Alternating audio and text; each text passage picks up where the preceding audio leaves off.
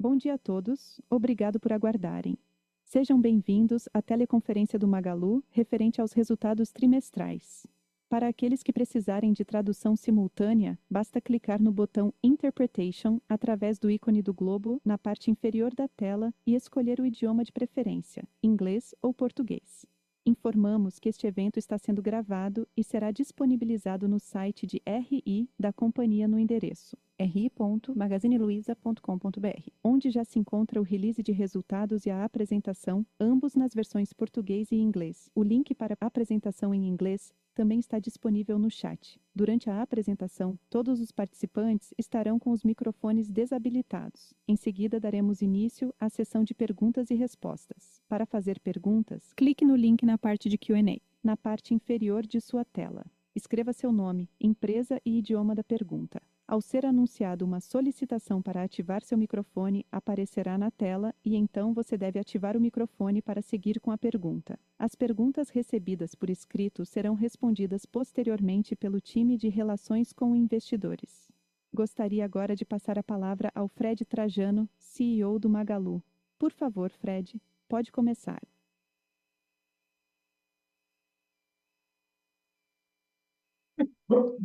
Bom dia a todos. Muito obrigado por participarem do nosso call de resultados referente ao terceiro TRI de 2025.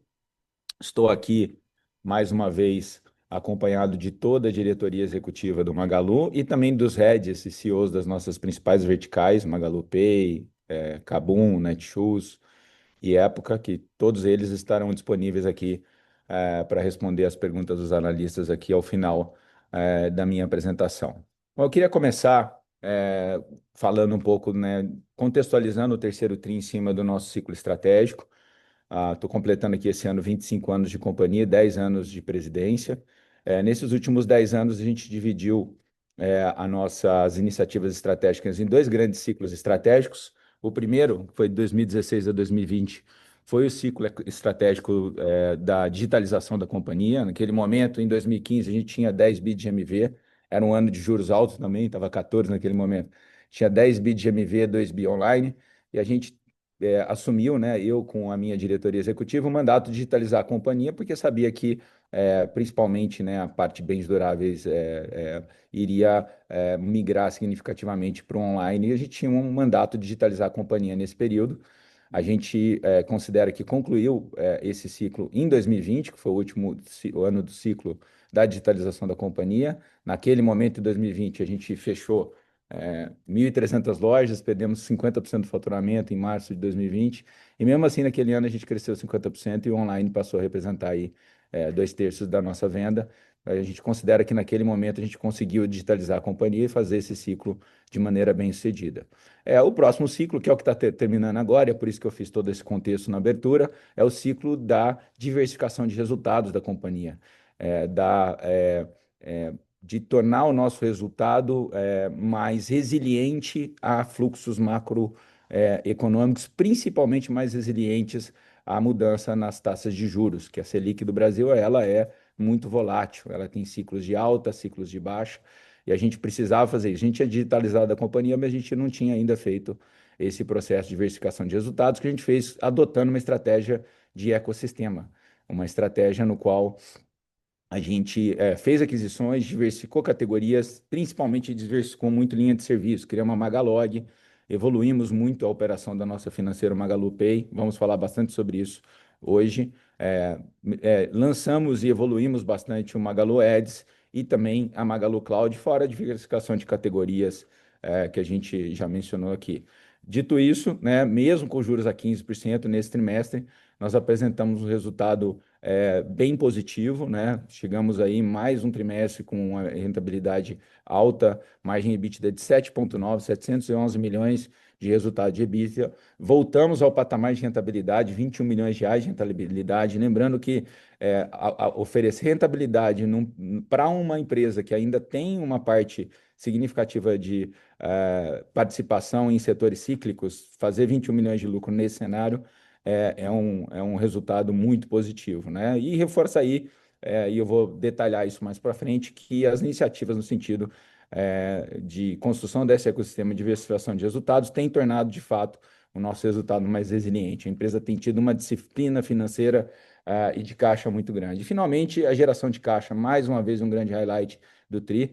A gente teve uma boa dinâmica de capital de giro, geramos aí 535 milhões de caixa operacional nesse trimestre, com uma geração nos últimos 12 meses de 2,5 bi. Então, a empresa vem comunicando ao mercado que, nesse contexto de juros altos, o foco é em rentabilidade, preservação de margens, e esse tem sido a nossa execução de maneira extremamente disciplinada desde então. A gente, enfim, nesse contexto, acho que a empresa tem que tomar algumas decisões e fazer alguns trade-offs. É inevitável, né? Num contexto de um macro, no contexto que a gente está vivendo. E o nosso trade-off foi a gente desacelerou o nosso crescimento. Na verdade, se a gente olhar a nossa receita líquida desse trimestre, ela cresceu apenas 1% em relação ao ano passado, mas, obviamente, por uma decisão nossa de só trabalhar em setores, categorias e vendas com margem de contribuição positiva. Se a gente encontrar algum cenário de margem de contribuição negativa, a gente opta por não, nesse trimestre, atacar, né, essa oportunidade de venda, e isso gerou um impacto nessa desaceleração da nossa venda, que eu acho que até está muito resiliente, dado o cenário, o contexto que a gente está vivendo, né? A gente teve aí as lojas físicas ainda num contexto positivo, same-store sale de 5,2 nesse trimestre, mesmo a gente tendo um trimestre que a gente não teve o veranico que a gente teve o ano passado, impactou uma parte importante do crescimento de linha branca no trimestre, ainda assim a gente cresceu 5,2. A gente tem um P ainda muito resiliente no online, né? Enfim, praticamente estável em relação ao ano passado. E o 3P, muito em função de que no 3P a gente tem uma participação muito grande de mercadorias de long tail e de tickets menores, que hoje estão sendo operadas no mercado com mais de contribuição negativa, frete grátis para tickets muito baixos. A gente optou por não jogar esse jogo, né? No 3P o nosso foco está sendo crescer o fulfillment, que nesse trimestre bateu 28%, participação recorde, crescendo em relação aos 24% do ano passado.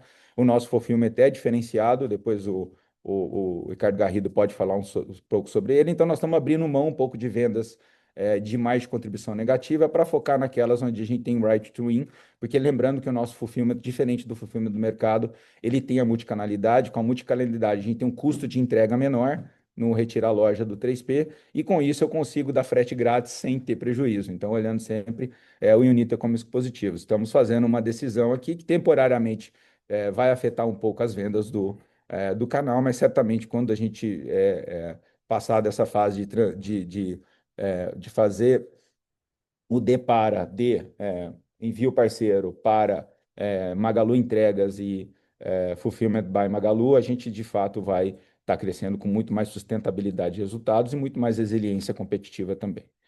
Pode passar. Acho que eu queria destacar agora o porquê que a gente está tendo e preservando margens positivas diante de um cenário tão duro, né, competitivo. Acho que eu queria destacar aqui os investimentos todos que a gente fez nesse ciclo estratégico do ecossistema estão indo muito bem. Então, acabou mais um trimestre de lucro, 11 milhões de lucro.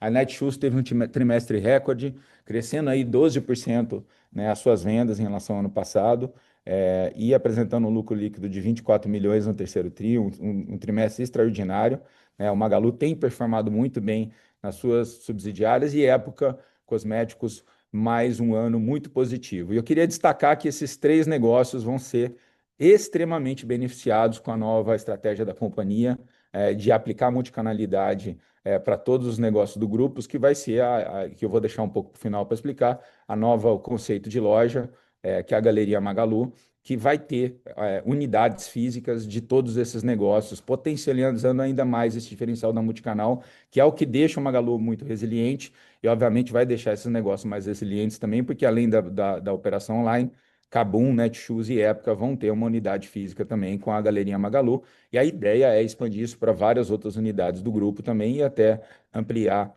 a expansão dessas unidades olhando para frente. Acho que essa multicanalidade vai ajudar ainda mais esse negócio que já estão operando muito bem. Pode passar, por favor. Outros negócios que a gente, né, tem evoluído bastante, eu queria destacar no nosso ecossistema, o núcleo do Magalu Pay. O Jörg vai estar aqui para responder todas as suas perguntas. Nós tivemos mais um trimestre recorde da Luizacred, né, com 68 milhões de lucro líquido, crescimento em relação ao ano passado, e um NPL também caindo, muito positivo, muito estável.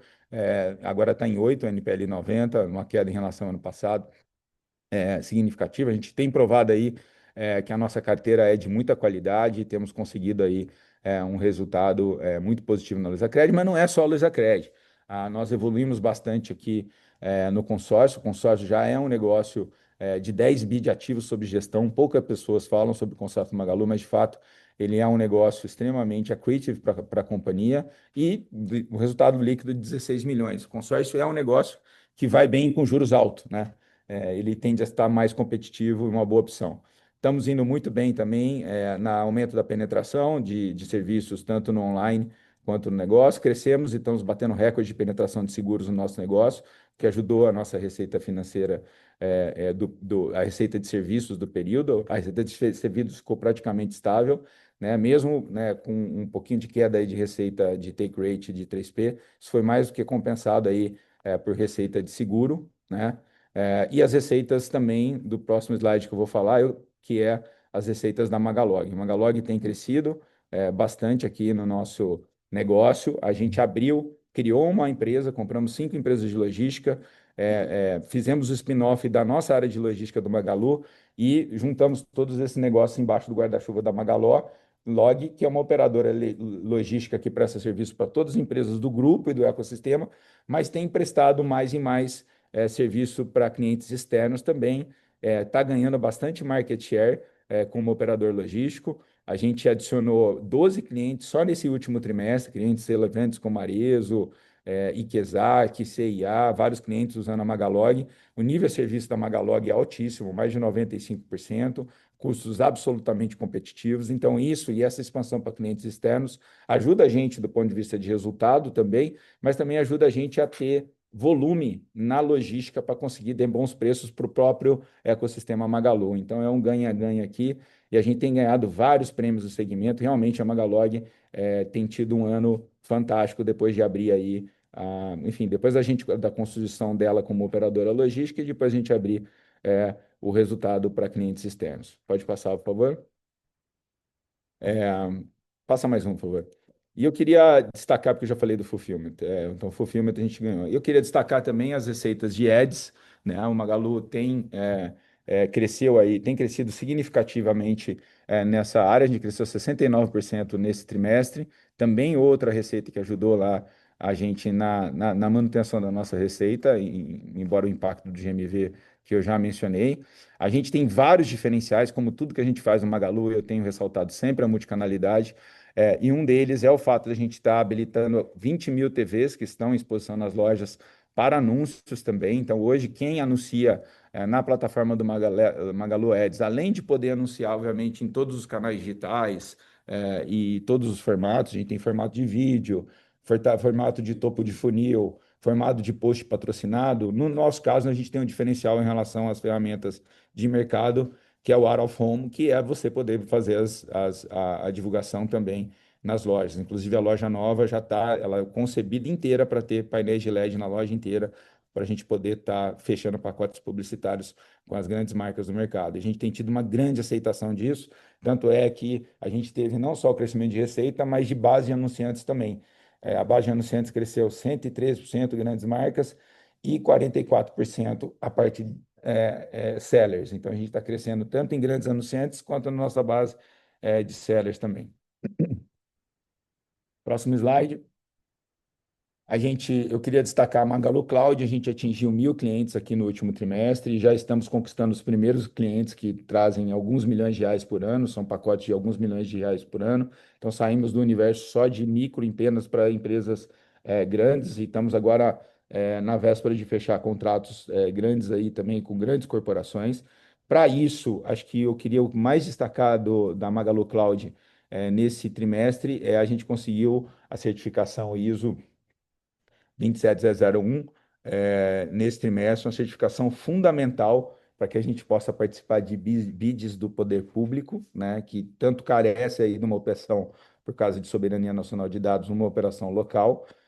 Então, a gente comemorou bastante. Esse certificado é muito difícil de conseguir. E também BIDs de grandes corporações, que a maioria das quais exige essa certificação. Então, a Magalu Cloud já tem crescido, já é 50% do workloads do Magalu, já está ganhando clientes de perfil maior. Ela agora também se qualifica para novos saltos aí no ano que vem com essa certificação. Tem outras ainda que a gente está para conseguir, mas enfim, comemoramos bastante aqui esse marco para Magalu Cloud.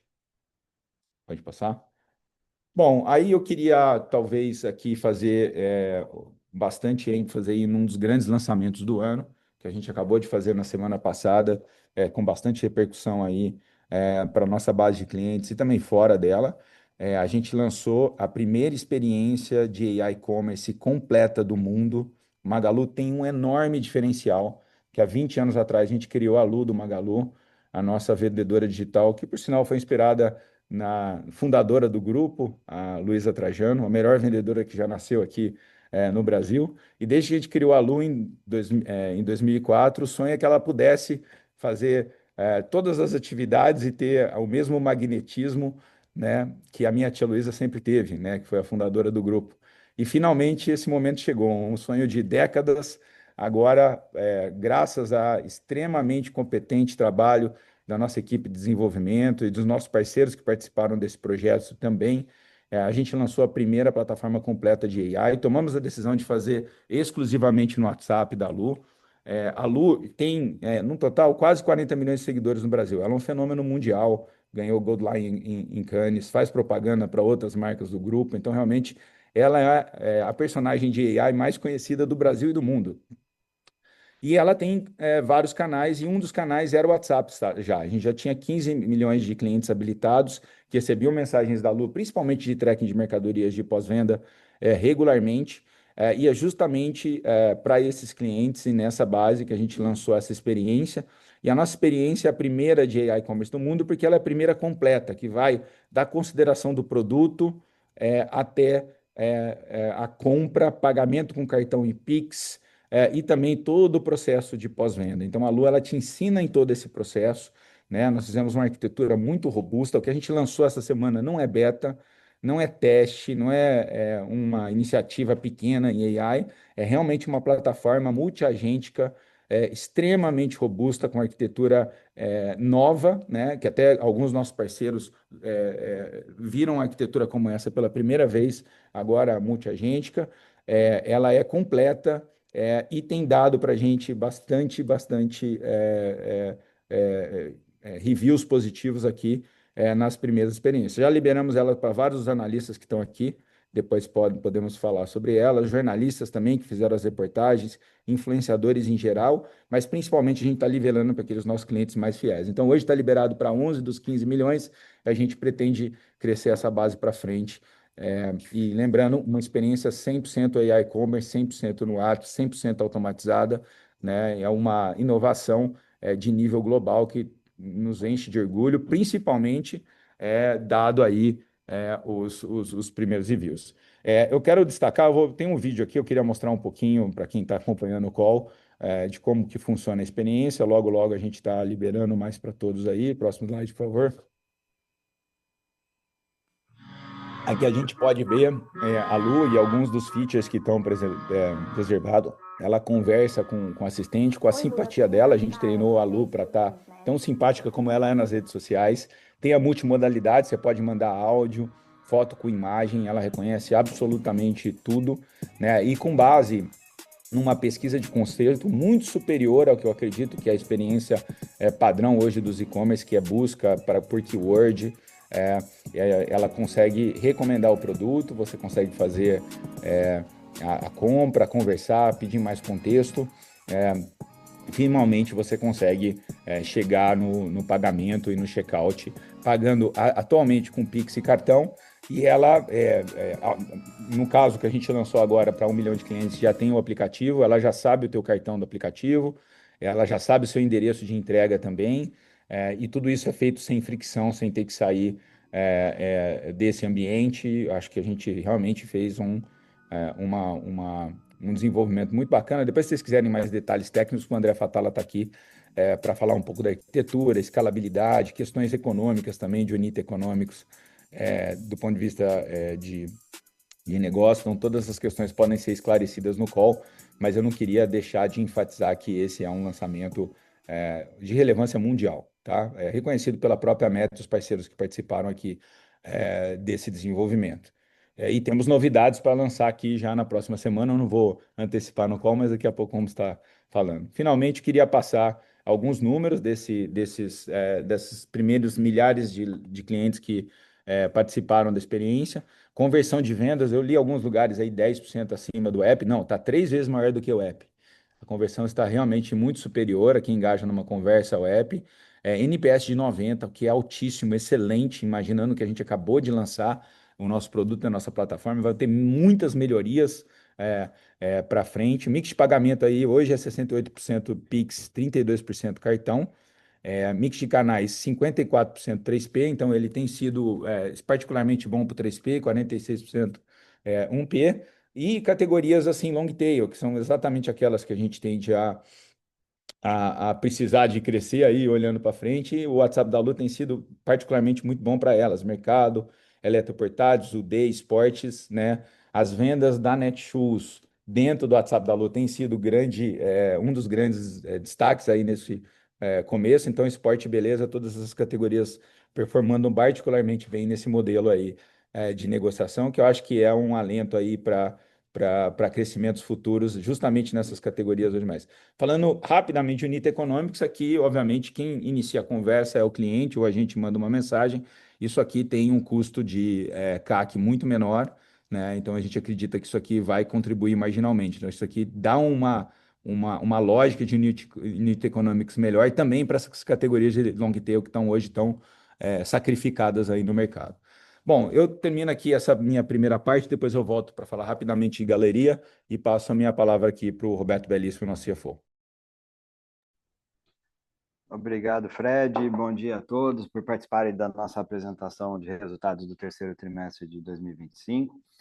Vou passar rapidamente pelos principais números, né? Já comentamos 15,1 bilhões em vendas totais, o crescimento de 5,2% nas mesmas lojas físicas. Vale lembrar que em cima de um crescimento de mais de 15% no mesmo trimestre do ano passado, então um crescimento em cima de uma base de comparação muito forte. A gente cresceu a receita bruta em 1,4%, com 11,3 bilhões em receita bruta total. Destacamos aqui também a margem bruta, que tivemos, né, novamente uma das maiores margens brutas dos últimos anos, na casa de 31,5%, com destaque aqui para a margem bruta de mercadorias, que cresceu 0,2 ponto percentual. Destacamos o EBITDA com margem de 7,9%, o lucro líquido ajustado, mais uma vez, né, desde o final de 2023, que a gente tem tido lucro líquidos recorrentes, e esse foi mais um trimestre positivo, com 21 milhões de lucro líquido ajustado e 85 milhões de lucro líquido total, incluindo os resultados não recorrentes, que foram positivos nesse trimestre, né, incluindo ganhos tributários da ordem de 133 milhões, e outras despesas não recorrentes foram muito baixas nesse trimestre, da ordem de 15 milhões apenas. Destacamos a geração de caixa operacional, novamente, 535 milhões, convertendo bastante EBITDA em geração de caixa, que esse tem sido bastante um dos nossos focos, e uma posição de caixa total, incluindo, né, aplicações e recebíveis, da ordem de 7,6 bilhões, uma posição bastante robusta. No próximo slide, a gente mostra a evolução da margem EBITDA nos últimos trimestres, mostrando, né, a consistência da nossa margem EBITDA, mesmo num cenário de juros cada vez maiores, a gente manteve a margem EBITDA ao redor de 8% em todos esses trimestres, com os mesmos destaques, as mesmas alavancas que a gente tem reportado nos últimos trimestres, a performance das lojas físicas, o aumento da margem bruta de mercadorias, o resultado muito positivo da Luizacred, a expansão do nosso fulfillment e mais uma vez, o nosso controle é muito forte sobre as despesas operacionais. Nesse trimestre, assim como no trimestre anterior, a gente manteve o crescimento de despesas operacionais muito baixo, né, menos de 1%, comparado com uma inflação, né, que está na casa de 5%. Então, a gente tem conseguido manter o SG&A num patamar muito estável. No slide seguinte, a gente mostra um pouco da evolução do nosso capital de giro e destacamos aqui a evolução de 100 milhões de reais no capital de giro nesse trimestre, de junho para setembro. Nesse trimestre, também vale destacar, a gente aumenta sazonalmente os estoques e aumenta, né, junto com os estoques, o saldo de fornecedores. Como sempre, nesse trimestre, a gente tem essa sazonalidade em preparação aos principais eventos, né, do final do ano, Black Friday e Natal. No final do ano, a gente volta a reduzir os estoques e melhorar o giro dos estoques no último trimestre. Vale destacar aqui do lado da despesa financeira que nesse trimestre a gente conseguiu sequencialmente diminuir a despesa financeira líquida no terceiro trimestre em relação ao segundo trimestre. Aqui vale destacar também, né, que nesse período o CDI subiu praticamente 45% em relação ao ano passado e a gente conseguiu mitigar parte desse efeito e nossas despesas financeiras cresceram da ordem de 35% em relação ao mesmo trimestre do ano passado. E essa redução proporcional, estou tossindo, desculpa, mas essa redução proporcional, ela tem a relação com, primeiro, aumento do PIX, né? A gente mais uma vez conseguiu aumentar a participação do PIX, o aumento do CDC, a gente aumentou a participação do CDC nas lojas físicas, especialmente de 8% para 10%, um aumento de 2 pontos percentuais nesse trimestre, com melhora, né, também nos indicadores de inadimplência do nosso CDC. E com isso tudo a gente conseguiu vender menos em cartões de crédito, especialmente de terceiros, e, consequentemente, reduzimos as despesas de antecipação de recebíveis e também o saldo de recebíveis antecipados. No próximo slide, a gente explica um pouco a dinâmica de geração de caixa desse trimestre.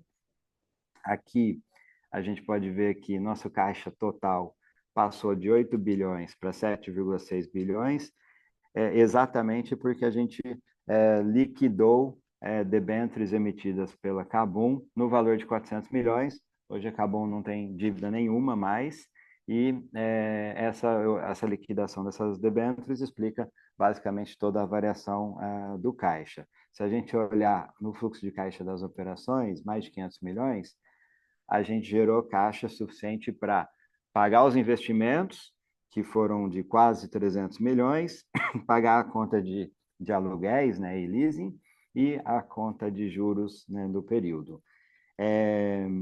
Aqui uma observação também, em relação aos investimentos, nos últimos trimestres a gente estava investindo em torno de 200 milhões de reais por trimestre, que é um valor muito parecido, né, com a nossa depreciação. Nesse trimestre a gente fez uma grande expansão na capacidade e na quantidade de servidores da Magalu Cloud, né? Então foi um investimento relativamente pontual nesse trimestre, e essa expansão da Magalu Cloud é um investimento em preparação, né, para o crescimento que a Magalu Cloud tem tido e também para a migração dos workloads do Magalu para a Magalu Cloud, que atingiram já 50% nesse trimestre. No próximo gráfico, a gente comenta a variação do caixa, né, nos últimos 12 meses, e aí aqui a gente aumentou o caixa em 1 bilhão, né, de 6,6 bilhões para 7,6 bilhões. Aqui a gente também pode perceber a geração de caixa de 2,5 bilhões foi suficiente para cobrir, né, todos os investimentos e aporte de capital na Luizacred, novamente as despesas com leasing, sobrando um fluxo de caixa livre de 700 milhões, que, por sua vez, foi suficiente praticamente para cobrir o pagamento dos juros e dos dividendos, né? E a variação do caixa fica basicamente aqui explicada pela captação líquida de empréstimos, né? Nos últimos 12 meses, a gente captou 2 bilhões e pagou 1 bilhão até setembro. E aí, no próximo slide, a gente mostra que em outubro a gente já pagou mais 1 bilhão, né, retornando aqui o patamar de endividamento em outubro para 4,8 bilhões, que é exatamente o mesmo patamar que a gente tinha em setembro do ano passado, de 4,8 bilhões também. Do lado esquerdo, a gente até ilustra aqui, né, da posição total de 7,6 bilhões de caixa total, deduzindo em setembro a dívida bruta de 5,9 bilhões, a gente tinha uma posição de caixa líquido, né, de 1,6 bilhão. Então, do ponto de vista de estrutura de capital, a gente mantém uma posição de liquidez bastante robusta, uma posição de caixa líquido de 1,6 bilhão, que tem sido bastante estável nos últimos trimestres. E quando a gente olha o cronograma da nossa dívida, a parcela ali de 2020-25 a gente ainda acabou de pagar em outubro, então nossa dívida hoje está praticamente toda no longo prazo, distribuída ao longo dos próximos 5 anos, e nosso objetivo aqui é seguir reduzindo dívida e despesa financeira. No próximo slide a gente comenta um pouco sobre Luizacred, né? Mais uma vez, a Luizacred teve um trimestre muito robusto, muito forte, inadimplência aqui no menor patamar da história, né? Na casa de 8%, inadimplência de curto prazo aqui na casa de 2,6%, né? Também, de novo, um menor patamar da nossa história. Lucro líquido crescendo, despesas com PDD e despesas com provisão caindo, e índice de cobertura aqui crescendo bastante, chegando aqui de 154% para 156% e para 158%, né, num patamar aqui bastante confortável. E por fim, falando aqui da nossa financeira, depois acho que o Jorg vai comentar bastante também. Ela agora é uma realidade, né? Lembrando que a gente obteve a autorização do Banco Central em fevereiro, a gente iniciou as operações em agosto, projeto piloto com uma loja, e desde em outubro a gente expandiu esse piloto para 50 lojas e responsáveis já por 10% do nosso faturamento de CDC nas lojas físicas. Tem sido um sucesso o rollout dessa operação. A gente destaca aqui uma série de benefícios, uma série de vantagens com esse lançamento dessa nova financeira. Primeiro, a gente destaca aqui a eficiência fiscal, né? A gente passa a fazer crédito direto ao consumidor dentro de uma financeira, né? Sujeita a toda a supervisão e regulação do Banco Central.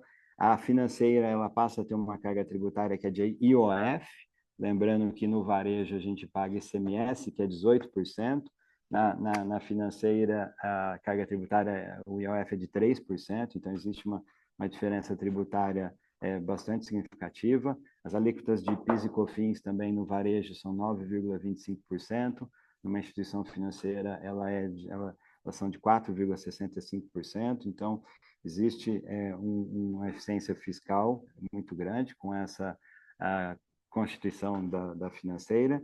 Do ponto de vista de estrutura de capital, né, a gente tem hoje uma carteira de 1,6 bilhão de reais de contas a receber no varejo, que deve diminuir progressivamente ao longo do ano que vem, principalmente, né? A gente deve acelerar o rollout e passar a fazer 100% da produção do CDC a partir de janeiro na financeira, e com isso a financeira vai crescer a carteira de contas a receber, de recebíveis, e a gente vai diminuir proporcionalmente no varejo. Hoje a gente tem uma estrutura que a gente financia essa carteira de 1,6 bilhão no varejo com debêntures de longo prazo. Na medida em que a gente diminui, né, esse conta a receber, a gente melhora o capital de giro do varejo, torna o varejo mais eficiente, mais asset light, e, consequente, pode desalavancar o varejo.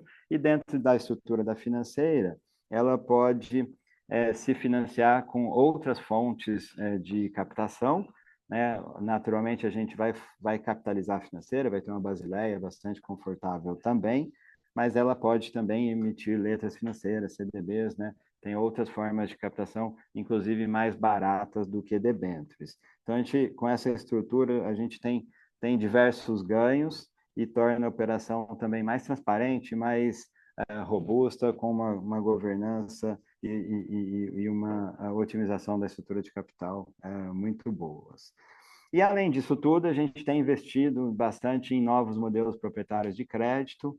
A gente acredita bastante que tem potencial para aumentar bastante as vendas do CDC, tanto online quanto offline, ao mesmo tempo reduzir os indicadores de inadimplência no futuro. E concomitante a esse rollout da financeira, a gente também lançou uma nova experiência, tanto para o cliente quanto para o vendedor, que tem sido muito mais ágil, mais rápido, mais intuitiva, tem facilitado a conversão de vendas no ponto de vendas. Então, estamos super animados com mais essa iniciativa, porque ela, de fato, é uma iniciativa que pode trazer bastante crescimento de vendas com aumento de rentabilidade ao mesmo tempo.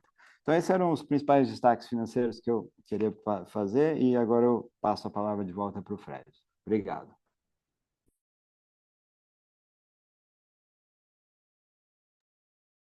Bom, pessoal, obrigado, Beto. Comecei o nosso call de resultado falando.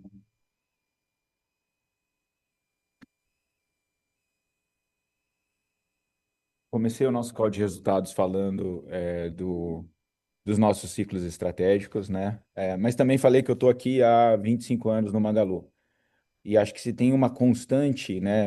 Cheguei aqui em 2000 para montar o e-commerce da companhia. Então, são 25 anos aqui operando e-commerce no Brasil, lutando com os mais diferentes competidores ao longo desse ciclo todo, e eles mudaram muito de quando eu comecei para agora, mas se tem uma constante nesse período todo é a crença da companhia na multicanalidade. Acho que isso aqui é aquele item que torna essa história nossa toda muito coerente, e mesmo quando a gente lançou o 3P, a gente lançou com um aspecto multicanal muito forte, fulfillment com a multicanalidade, seller usando essa loja, cliente comprando o 3P. Então, tudo que a gente faz, a gente procura criar um vínculo de volta com a loja, porque a gente acredita muito no potencial do varejo físico e principalmente na integração do varejo físico com o online. Vamos lembrar que hoje ainda 85% do varejo brasileiro é offline, né? E mesmo que o e-commerce cresça muito, eu não vejo esse número mudando muito de 75%, 80%, continuar no varejo físico. Então a gente tem uma fortaleza muito grande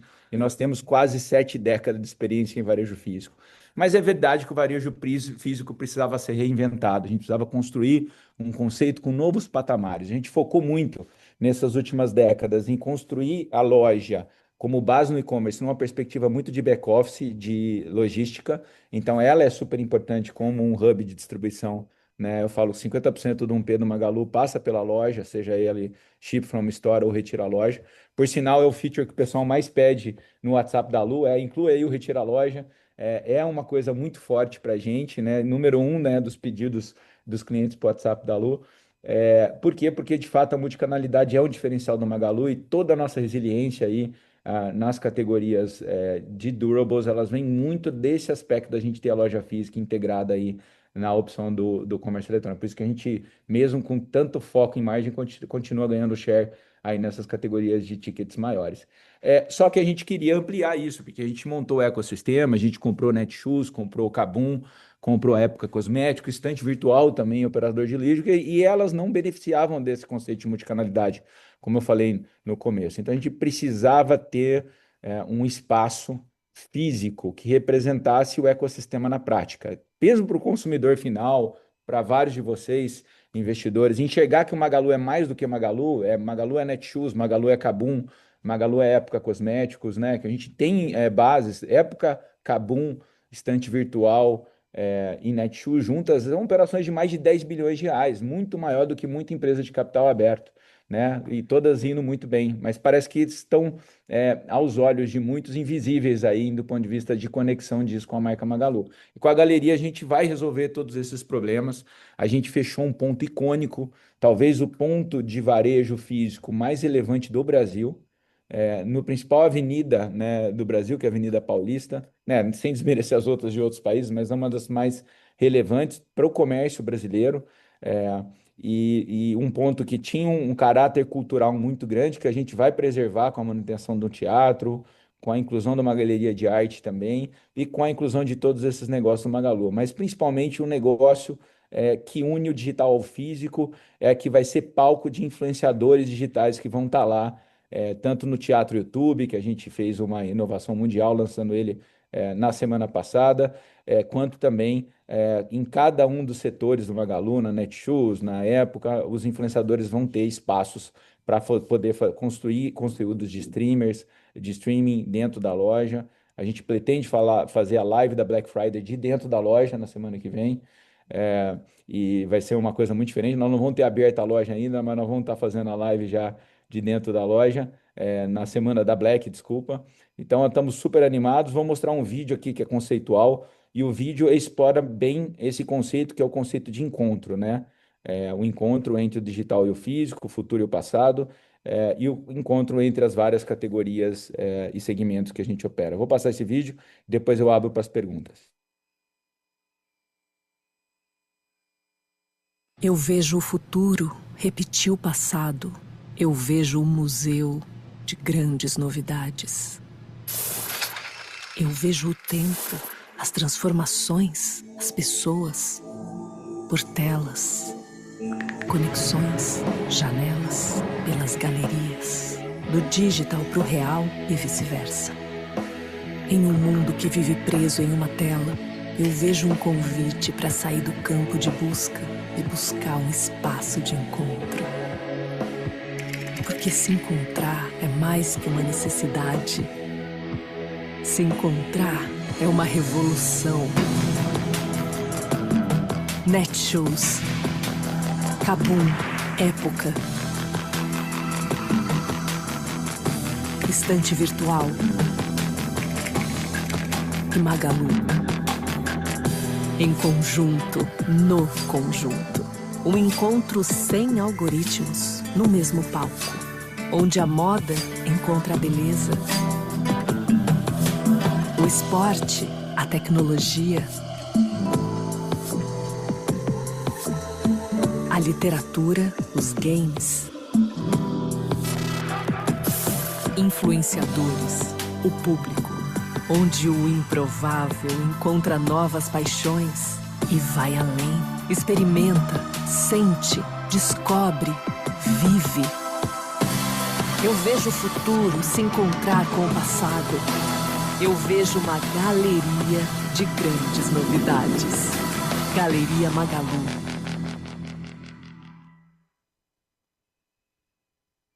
Bom, e com isso, eu Iniciaremos agradeço a agora atenção de sessão todos. perguntas e respostas.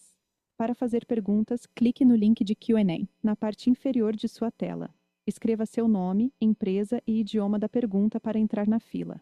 Ao ser anunciado, uma solicitação para ligar seu microfone aparecerá na tela e então você deve ativar seu microfone para seguir com a pergunta.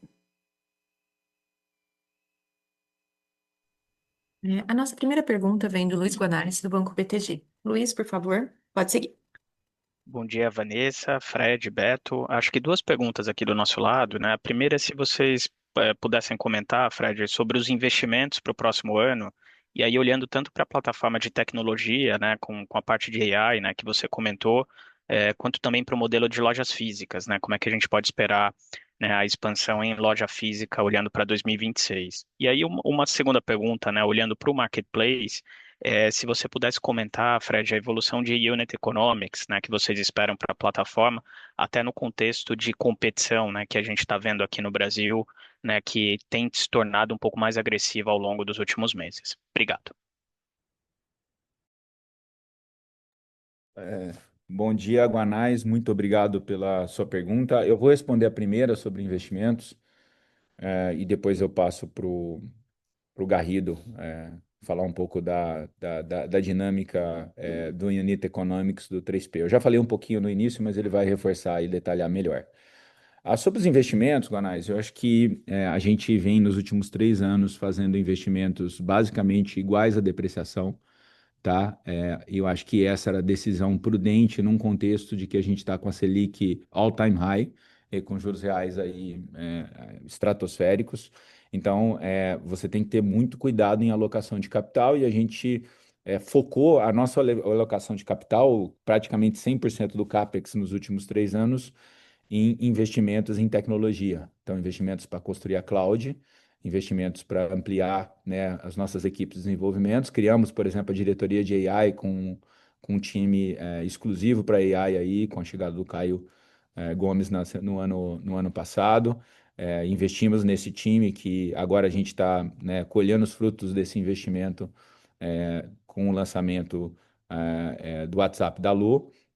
Ele obviamente reflete esse investimento do último ano, mas também dos últimos anos todos. E o próprio a plataforma agêntica que está rodando aqui, ela tem aí o nosso parceiro de cloud, que é o Google também, mas parte dos modelos dos agentes estão rodando na cloud do Magalu, modelos open source bem escaláveis, o que torna aí a escalabilidade desse negócio muito positivo. Então a gente pretende, obviamente, dado aí até os bons sinais enfim, das primeiras experiências aqui com o WhatsApp da Lu, a gente pretende reforçar os nossos investimentos. Acho que aqui temos um diferencial estratégico importante, porque ninguém tem a persona, né? Outro dia vi uma palestra da Nike falando, olha, a nossa dificuldade aqui em agente de AI é porque quando a gente fala com o cliente tem um símbolo da Nike aqui, não tem uma persona relevante para o consumidor. E aqui nós temos essa Lu que está construída nos últimos 20 anos e que é um fenômeno cultural, né, no Brasil, e que os clientes realmente gostam muito dela, perguntam por ela, porque a gente fez essa construção com muito cuidado ao longo do tempo. A gente tem aqui uma oportunidade muito grande de acelerar os investimentos com uma boa perspectiva de retorno, principalmente porque os indicadores, como eu falei, de conversão, NPS, estão muito altos. Isso nos dá bastante confiança para acelerar os investimentos na plataforma. E a mesma coisa, a gente tem uma expectativa muito positiva da nossa loja, da Galeria Magalu. A gente já recuperou boa parte do investimento dela em contratos publicitários, então o time de Retail Media já está trabalhando forte e já está conseguindo captar bastante. Essa loja, ela vai ser um brand place, né? Então as 150 marcas que estão na loja, Chanel, Dior, a gente conseguiu atrair essas marcas, Adidas, ASICS, passando por todas as marcas que trabalham, né, com a Kabum, né, Intel, AMD. A gente tem uma série de grandes, né, marcas de assessoria, fora as nossas mesmo, Apple, Samsung. Nós vamos ter um pós-venda oficial da Apple lá, é o segundo do Brasil, depois do do Shopping Morumbi também, super bacana. Então, estamos aí super animados com isso e essas marcas vão estar com espaço para investir em publicidade lá também. Como eu falei, a gente está operando bastante, então o time aí da Célia Goldstein, a gente conseguiu aí boa parte do retorno desses investimentos. A gente acredita que a gente vai conseguir, validando a visão, isso ajuda a gente a melhorar o perfil de retorno sobre o investimento da loja, tendo o Retail Media também como parte dos resultados e até para bater parte do CAPEX, para a gente poder reacelerar o investimento em lojas. É claro que isso vai acontecer, eu acho, mais quando os juros voltar para um patamar razoável, porque hoje, quando a gente faz a conta de ROIC de loja, com juros a 17, a 15, é muito difícil, né? Tem que ser um conceito impecável, a gente tem que validar toda a nossa tese. Mas a gente está muito animado e eu acredito certamente que nós devemos retomar os investimentos em abertura de lojas. E também essa questão da Galeria Magalu, é importante que ela não precisa ser um novo ponto. A gente tem cerca de 40, 50 pontos aqui no Magalu, depois o Fabrício pode falar melhor, que tem um perfil para a gente, de fato, poder converter. Tem mais de 4 mil metros quadrados, a gente pode converter outros pontos aí para esse conceito de galeria, o que eu acho que é super positivo para a marca, para o negócio e para as próprias unidades, como Netshoes, Kabum. Todos os heads de área e época estão super animados. Passa um pouquinho para a 3P agora. Obrigado, Fred, e obrigado, Luiz, pela pergunta. Eu sou Ricardo Garrido, sou responsável pelo Marketplace aqui. Bom, falando sobre o Economics de Marketplace e a reação frente a essa agressividade do mercado, como o Fred falou, a gente opera sob a premissa de trabalhar sempre com margens e condições saudáveis, né? E explorando os assets e a nossa multicanalidade para performar bem, sem entrar nessa guerra de destruição de valor. Então, eu vou elencar aqui 3 principais ações que a gente tem feito para manter o Economics de uma maneira muito saudável, não só agora, nesse resultado, mas para o futuro, né? Em primeiro lugar, a gente historicamente tem remanejado take rate, né, de categorias detratoras para incentivo de venda em categorias que são promotoras, de modo que a gente tem um take rate médio praticamente neutro, né, de um ano para o outro, e conseguindo performar melhor, e como consequência, a gente tem um aumento de ticket médio também superior a 20% ano contra ano. Em segundo lugar, a gente tem várias ações operacionais que melhoraram significativamente a nossa performance, permitindo que a gente possa continuar oferecendo frete grátis, as coisas são importantes para os clientes. Então, a gente tem menos cancelamentos, fluxo de caixa melhor, com maior participação de sellers dentro do fluxo de caixa, com maior participação de Pix, um crescimento significativo de ads, que o Fred já destacou, com crescimento de 44% de sellers anunciantes versus o outro ano, e a gente tem recentes melhorias da plataforma de ads que têm sido muito elogiados pelos sellers. E em terceiro lugar, a gente tem trabalhado muito com os canais que convertem mais, ou seja, modalidades logísticas que entregam mais rápido, que cobrem mais frete grátis e que convertem mais, e que exploram a nossa multicanalidade para fazer isso de uma maneira rentável. Com isso, a gente também consegue gastar menos em marketing, porque com maior conversão precisa gastar menos em buscar o cliente. Dentro disso, eu destaco o Full, que continua crescendo em participação. A gente está em 28% de participação das unidades vendidas em 3P entregues pelo Full, é um crescimento de 4 pontos percentuais em relação ao ano anterior e mais um ponto em relação ao último quarter. Nesse trimestre, a gente ligou mais um centro de distribuição para o Full no Nordeste, na Paraíba, que tem vocação de produtos pesados e que complementa muito a atuação do nosso outro centro de distribuição no Nordeste, que tem uma vocação de leves.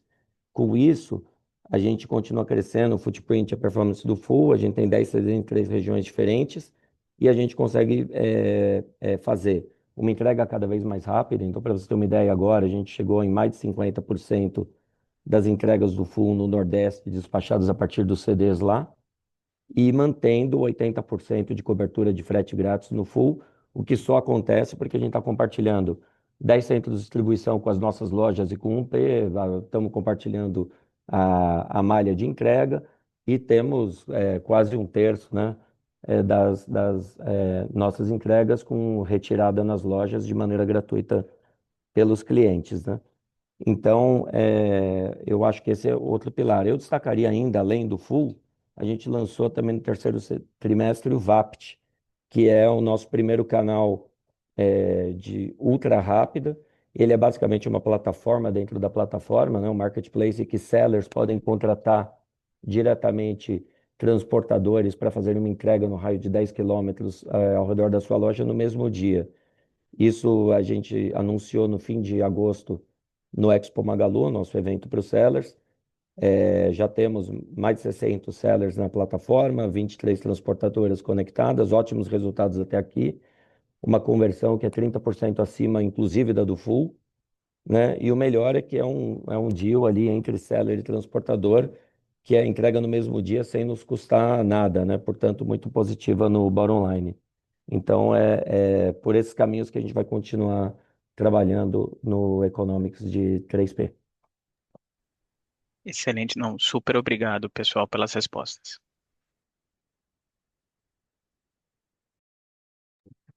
Obrigada pelas perguntas, Luiz. A nossa próxima pergunta vem da Irma Sgarz, da Goldman Sachs. Irma, por favor, pode seguir. Olá, bom dia. Eu só queria voltar, na verdade, rapidamente num ponto do Guanais, ainda sobre a concorrência maior que está tendo, não só na parte frente aos consumidores, nos marketplaces, mas especificamente também do lado fulfillment. Acho que vocês abordaram um pouco do build-out da infraestrutura, mas eu queria entender especificamente como que vocês estão vendo essa potencial concorrência maior entre os marketplaces, todos que estão tentando trazer o seller por dentro. Como que vocês acham que vocês consigam se diferenciar comparado com outros marketplaces? seja em condições para os sellers, que seja nos, em- nas partes operacionais. E a outra pergunta é relacionado com a rede de logística e a localização dos estoques. Queria entender onde que vocês estão nessa curva de aprendizado, na complexidade de saber onde os estoques deveriam estar posicionados para efetivamente evitar que vocês tenham duplicação de estoques ou talvez, enfim, talvez algum grau de ineficiência. E se tiver opção de, ou seja na margem bruta, ou seja nos próprios estoques, de ainda explorar maior eficiência aí com posicionamento de estoques nestes CDs mais regionais. Bom dia, obrigado pela pergunta, Irma. Só um esclarecimento sobre a segunda parte. Você se refere a estoques do fulfillment ou do 1P? É dos dois. Tá, ok. Bom, obrigado pela pergunta. Eu acho que eu queria reforçar assim o que a gente tem falado. Para nós, assim, a gente primeiro, o Magalu tem uma visão de muito equilíbrio. A gente sempre acredita que quando a gente cria um canal, a gente não precisa destruir o outro. Então foi assim quando a gente fez um P, né? A gente criou um P, mas a loja física continua sendo um pilar importante. Quando a gente também introduziu o 3P na companhia, a gente nunca fez ele em detrimento de um P. A gente gosta muito de uma perspectiva de equilíbrio, um P, 3P, e loja física. A gente acha que esse equilíbrio ecossistêmico é super importante, é o que mantém a gente aí com equilíbrio, né? De ter assim, um canal, às vezes, quando o outro está com um pouco mais de dificuldade de compensar. Eles todos eles bebem da mesma fonte de infraestrutura operacional, que dá muita sinergia para o nosso negócio. Então, o Magalu ele acredita muito nesse equilíbrio um P3P em loja, e isso que vocês vão ver aí para sempre, né? Eu tenho feito isso muito consistentemente em loja física e online, mas dentro do online, entre um P e 3P, para mim, é um equilíbrio super importante. E todos os canais, Irma, tem que operar com mais de contribuição positiva. Então, a gente não gosta de operar, nunca trabalhamos assim na história, a gente nunca foi um player de crescer muito dando prejuízo, tá? A gente nunca entrou nessa briga, teve esse movimento num P lá atrás com Americanas, com um monte de e-commerce fundeados por VCs, e a gente não entrou nessa briga lá atrás num P, nós não, e a gente perseverou, e hoje um P é do tamanho que é, mesmo naquele momento a gente abrindo mão de crescimento, até caindo em um outro tri no nosso 1P, naquele momento que a guerra do 1P era irracional, agora também a guerra do 3P, quando a gente olha um pouquinho aí uma dinâmica de frete grátis, excesso de subsídios e rebates para sellers, né? Às vezes o valor, cada venda é uma mais de contribuição negativa para a plataforma. A gente não acredita nesse modelo e nunca acreditou, faz parte do pensamento. E outra coisa, assim, nosso resultado aqui no Brasil, o nosso custo de capital é no Brasil. Se a gente der algum resultado muito negativo, não tem uma casa matriz para mandar um dinheiro para a gente para pagar as contas no final do ano. A gente tem que operar com nossa própria capacidade e assim, eu gosto de ser assim. Para mim é uma visão de empreendedor e não de executivo, né, de multinacional. Então, para mim isso é positivo e eu falo isso para o nosso time assim, que é assim que a gente aprende a ser um executivo melhor, em optar por estar em mercados com mais de contribuição positiva. O nosso grande diferencial do fulfillment, ele tem outros, tá? É a multicanalidade. A gente estoca a mercadoria dos sellers nos mesmos CDs que a gente estoca a mercadoria do 1P. Então, são os mesmos CDs que estão lá. Então, a gente está ocupando o espaço ocioso, né, dessa melhor gestão de capital de giro que a gente tem para colocar o estoque do 3P. E aí, com isso, o 3P se beneficia das mesmas vantagens do 1P, que eu já falei e descrevi aqui exaustivamente, que é o retirar loja, o Ship from Store. Então, são todas modalidades aqui que nos ajudam a conseguir, para as categorias que estão no fulfillment, a operar, por exemplo, com frete grátis, que é o caso. A gente faz frete grátis para retirar a loja e ainda assim dá lucro, né? Então, é por isso que a gente está trocando aí.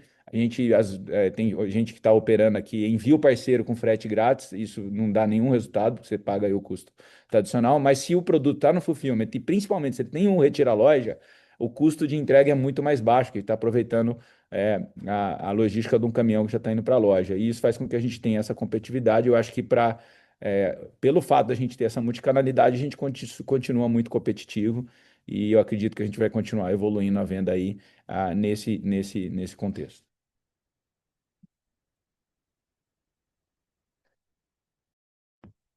Acho que sobrou talvez a pergunta de alocação de estoques. Acho que nesse sentido, depois, Fabrício, se você quiser me complementar, o que eu poderia falar, Irma, é que assim, a gente opera estoque há quase 70 anos. Então, nós temos justamente ter o background do 1P nessas horas ajuda muito, né? Então, não só do ponto de vista de gestão de estoque, uma das áreas mais fortes da companhia é o time de supply, é o time que faz planejamento de itens, de unidades, né? E depois o Fabrício pode explicar melhor para ele. E, obviamente, a gente vai usar muito desses conhecimentos para compartilhar com os sellers também nessa questão. Então, tudo aquilo que a gente aprendeu ao longo dessas décadas todas para o supply do 1P, a gente pode fazer para o 3P também. Eu vou detalhar um pouco como é que é o nosso time de supply, depois eu volto aqui com você. Acho que, assim, Irma, bom dia, é o Fabrício está falando, obrigado pela pergunta. Como o Fred falou, a gente tem muita experiência, a gente tem 18 CDs, né, 21 com os das marcas que compõem o ecossistema, 1.245 lojas, né, todos com estoque. E você perceber pelo nosso capital de giro, você percebe que a nossa gestão de estoque ela é muito bem feita. Que a gente tem um time de supply muito robusto e um sistema de algoritmo muito bom, inclusive a gente é hoje suportado por AI. Então, essa experiência que a gente tem com gestão de estoque, que é há 60 anos, do 1P, ela pode ser utilizada também para o 3P. Então, a gente está muito seguro de que talvez a nossa gestão de estoque seja uma das melhores que tem no Brasil aí. Muito eficiente, por sinal. Só reforçar que no Full, hoje, 80% das entregas são com frete grátis já, tá? E com unit econômicos bom por conta dessa estrutura de multicanalidade. Entendi, super obrigada. Obrigada pelas perguntas, Irma. A nossa próxima pergunta vem do Antônio, do Jefferies. Antônio, por favor, pode seguir. Bom dia, pessoal, tudo bem? Obrigado por pegar minhas perguntas. Duas perguntas do meu lado. Primeiro, eu queria ouvir de vocês, a perspectiva do lado de vocês sobre a parceria da Casas Bahia com o Mercado Livre, seja impacto no curto e principalmente no longo prazo. E a segunda, talvez do Jorg, eu queria um pouco mais de cor da MagaluPay, enfim, perspectivas para o quarto trimestre, para o ano que vem, aumentar o CDC, e se pudesse também explorar um pouco mais Luizacred, capacidade de crescimento, quando vai vir esse crescimento, se vai precisar de capital ou não. Obrigado. Bom dia, Antônio, muito obrigado pela sua pergunta. Bom, a primeira enfim, eu tenho uma prática aqui de nunca falar de concorrência no nosso call, então fica um pouco mais difícil para eu responder. O que eu posso tentar responder de uma maneira mais genérica, assim, que eu acho que eu vou fazer meu ponto sem citar um ou outro movimento de concorrente, eu sempre, para nós, os piores concorrentes, mesmo nas categorias tradicionais, são aqueles informais, pequenos sellers que não pagam imposto, e que por isso acabam fazendo uma precificação que é difícil de entender. E esses sellers estão aos montes aí em várias das plataformas de mercado, vendendo produtos com preços que não fazem muito sentido, ou celulares contrabandeados do Paraguai. Então, realmente, aquele concorrente que incomoda no online é esse concorrente pequeno, informal, que faz um preço que uma empresa maior listada não faz, né? Porque tem que ter margem, tem que pagar custo e segue as práticas dos grandes marcas e dos fornecedores também. Então, para mim, ainda nas categorias tradicionais, no online, o grande desafio, apesar que a gente consegue compensar isso com o nosso poder de compra, com o nosso tamanho e com a nossa multicanalidade, o grande desafio ainda é seller menor e informal. Então, acho que é o que eu queria comentar sobre esse ponto. E o segundo ponto eu já passo para o Jorg. Obrigado pela pergunta, Antônio. Falando um pouco, só reforçando aqui algumas das observações que já foram retratadas tanto pelo Fred quanto pelo Beto, durante a apresentação, a gente está num momento bom aqui de MagaluPay de uma forma geral, com várias alavancas que já vinham sendo acionadas antes da minha chegada, e houve alguns ajustes também para a gente ativar outras alavancas. Então a gente vê, por exemplo, o CDC, como o Beto mencionou, no seu maior nível de penetração de lojas dos últimos anos, em 10,3. Se você somar a penetração recente do digital, a gente já está no recorde histórico de penetração em 11,5. Com a chegada da financeira e as melhores expressivas de experiência, além dos ajustes que a gente fez em crédito e incentivos, né? A gente vai, sem dúvida, continuar aumentando essa penetração ao longo do próximo ano. Isso associado a outras alavancas que a gente acionou em seguros também está trazendo a penetração de seguros para recordes históricos aí próximos de 9%. A gente fez um diagnóstico bastante compreensivo junto com o nosso parceiro da Cardif, de oportunidades que a gente tinha em dispersão de lojas, inovação de produtos, revisão de política de precificação em alguns casos, e como eu falei, o próprio aumento do CDC, ele também vai continuar impulsionando seguros adiante. O consórcio, a gente colocou um foco muito grande no crescimento de linhas rentáveis e relacionais. Então, são linhas que garantem a gente ter um relacionamento de longo prazo com o cliente. Residencial e alto já respondem por mais de 95% de todo o nosso AUM, com um foco bastante grande também em qualidade, eficiência de segundo e terceiro pagamento no consórcio acima de 80%, que assim, um benchmark de mercado. Além disso tudo, a Luizacred, a gente segue com um foco bastante grande em crescer com qualidade. Eu diria que os 3 focos principais aqui em Luizacred vão continuar sendo resiliência, eficiência e engajamento. Resiliência, a gente já destacou bastante nesse call como que a gente vem melhorando os níveis de inadimplência. Estamos em patamares históricos aí nos últimos anos, 8% e 2,6% em inadimplência de longo e curto prazo. Eficiência, estamos rodando com níveis de eficiência de 33% e em queda. Engajamento, apesar da queda de número de cartões ativos, exatamente pelo foco em qualidade, a gente mantém engajamento, e prova disso é o faturamento constante. Então, eu diria que essas vão ser as tendências para os próximos trimestres, uma construção muito focada em evoluir a nossa visão histórica mais transacional para uma visão mais relacional com o cliente, e em cima disso construir uma estratégia de longo prazo que possa não só alavancar serviços financeiros, mas criar de verdade uma simbiose com o varejo, alavancando os nossos diferenciais competitivos, que são a nossa marca, a nossa multicanalidade e a nossa capacidade de alocar capital focado em retorno. Muito obrigado, pessoal. Bom dia. Obrigada pelas perguntas, Antônio. A nossa próxima pergunta vem do Pedro, da XP. Pedro, por favor, pode seguir. Oi, pessoal. Bom dia, Fred, do time de executivos. Obrigado pelo espaço. Talvez um pouco numa dinâmica mais de estratégia. Acho que no começo da apresentação vocês trouxeram os ciclos estratégicos da companhia, enfim, o ciclo de 20 para 25.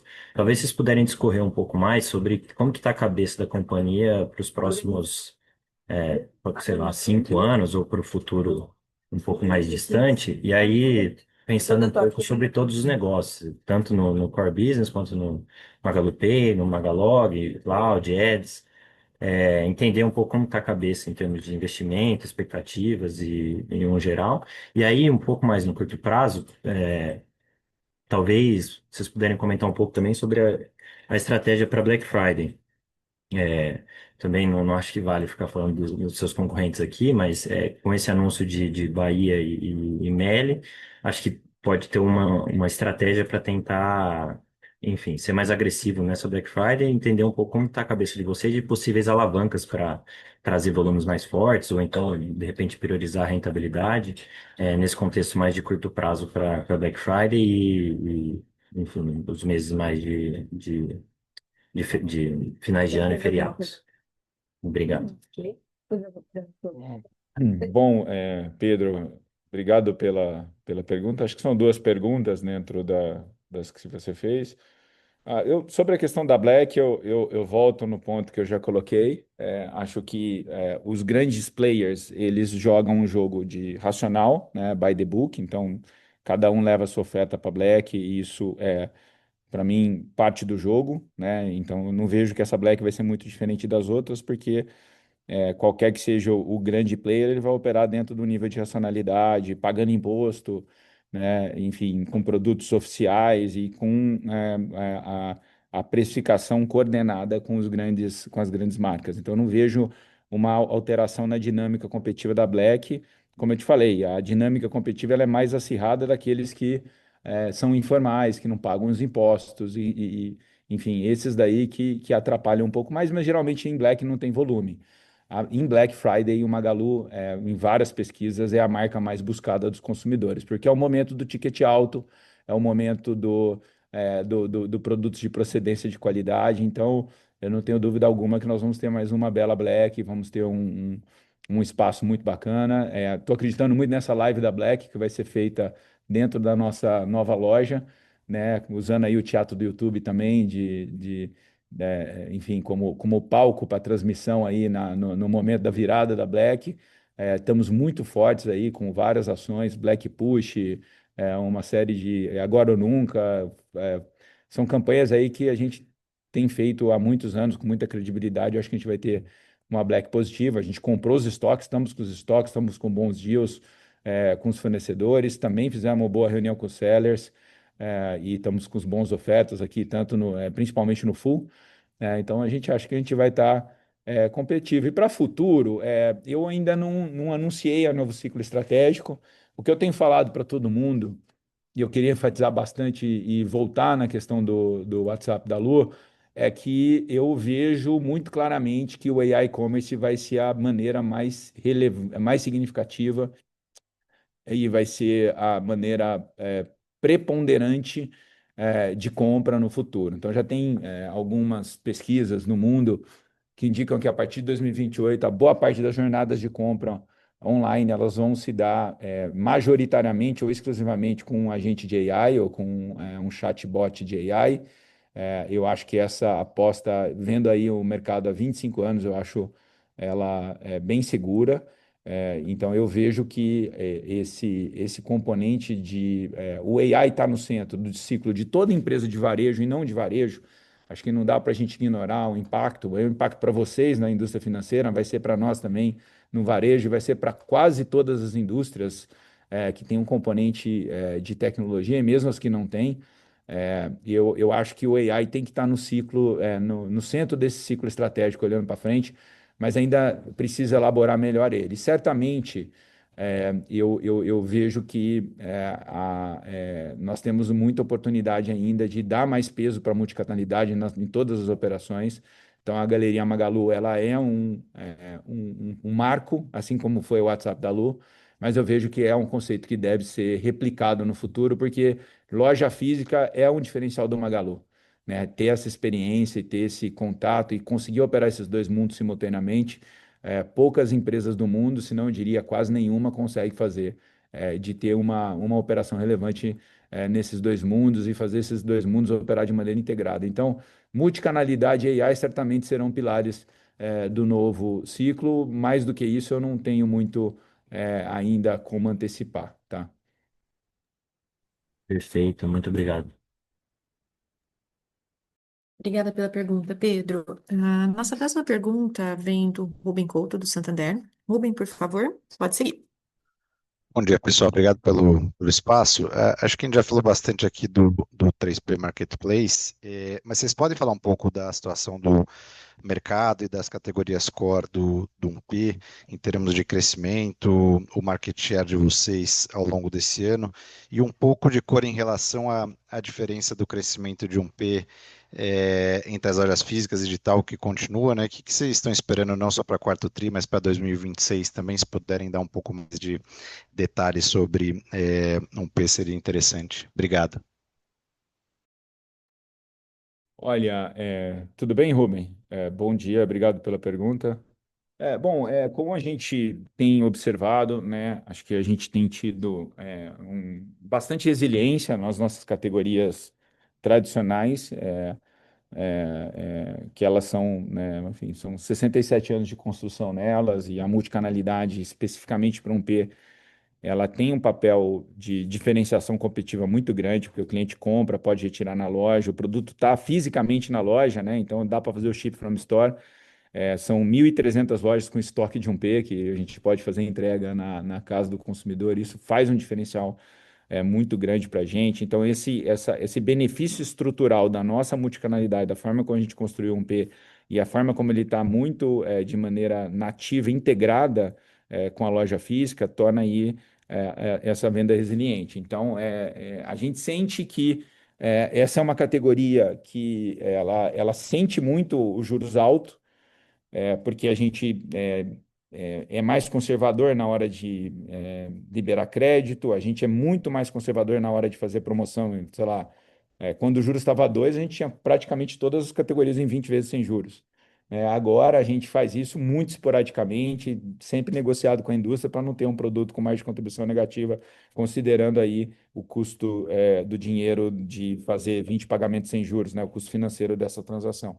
Então, para nós, assim, obviamente, esse momento de juros alto faz com que a categoria como um todo no setor esteja andando de lado ou crescendo muito pouco, né? E a gente está conseguindo preservar o nosso share nela nesse contexto. Eu acredito que os juros do ano que vem devem baixar, e todo ciclo de queda de juros é muito positivo para a nossa categoria, tanto top quanto bottom line, tá? Então, eu vejo que a dinâmica futura, com o setor como um todo, ela é positiva, perspectiva positiva, lembrando que é um ano de Copa também, e que, enfim, nesse contexto, foi historicamente sempre, sigo, vocês podem olhar a nossa histórica, que a gente tem capital aberto há 12 anos, sempre ano de Copa é um ano bom e sempre ano de ciclo de queda de juros é um ano bom. Então, eu não vejo como vai ser diferente aí, se de fato todas as projeções de mercado aí se materializarem para o ano que vem. Boa, super claro. Obrigado, Fred. Obrigada pela pergunta, Rubem. A nossa próxima pergunta vem do Pedro Peroni, do UBS. Pedro, por favor, pode seguir. Bom dia, pessoal. Obrigado pela apresentação, obrigado pelo espaço. São duas perguntas também do nosso lado. A primeira em relação à performance do 3P. Então, se vocês puderem explicar um pouco de quais categorias que pesaram mais e contribuíram para essa underperformance do marketplace no trimestre. E também um pouco de lojas físicas, né? Como que está a demanda quebrada entre as principais categorias no varejo físico e como essa performance está quebrada por região. A segunda pergunta, a gente gostaria de ter um pouco maior de cor, como foi a performance de vendas mês a mês durante esse trimestre e, se possível, também se tiver alguma informação ou dado para compartilhar em relação ao outubro. Obrigado. Pedro, bom dia. Não, estamos várias perguntas aí, eu vou ver se eu lembro de todas. Sobre o 3P, acho que a gente já falou bastante, mas eu vou reforçar. Eu não considero uma underperformance. Eu considero que a gente performou muito bem porque a gente operou ele com resultado, com margem e lucro positivo, e a gente, pelo menos a contribuição marginal do 3P se manteve positiva, independente do GMV, tá?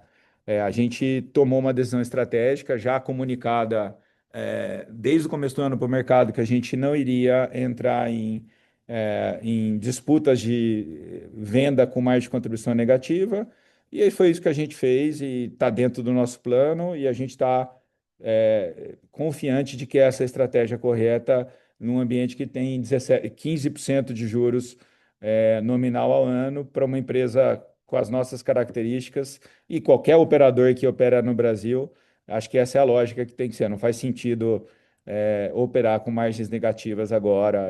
Acho que não tem muita lógica. Acho que de loja física vou passar agora para o É. Fabrício. Oi, Pedro. Bom dia, obrigado pela pergunta.